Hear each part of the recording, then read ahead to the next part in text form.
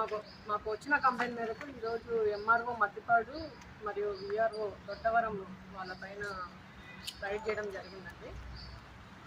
Complaint యొక్క wife చనిపోయారు. So complaint యొక్క వైఫ్ వాళ్ళ యొక్క late registration of entry proceeding issue చేయడానికి ఎంఆర్ఓ మద్దిపాడు గారు 90,000 లంచం డిమాండ్ చేశారు.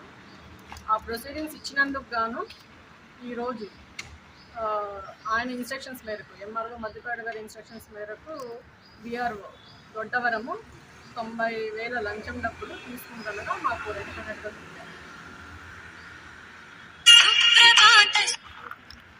విఆర్ఓ దొరికారా లేదా ఎట్లా మేడం? మీకు దొరికింది విఆర్ఓ దొరికారు, ఎంఆర్ఓ వాయిస్ కూడా ఉందండి. సో ఇద్దరిని పట్టుకోవడం జరుగుతుంది. ఫస్ట్ మీరు క్యాచ్ చేసింది విఆర్ఓ, ఫస్ట్ క్యాచ్ చేసింది విఆర్ఓ. ఎంఆర్ఓ గారి ఇన్స్ట్రక్షన్స్ మేరకు విఆర్ఓని డబ్బులు తీసుకోమన్నారండి. ఈ విఆర్ఓ చెప్పాడా లేకపోతే ఎంఆర్ఓ గారు కంప్లైంట్ కి విఆర్ఓ గారికి ఇవ్వమన్నారు.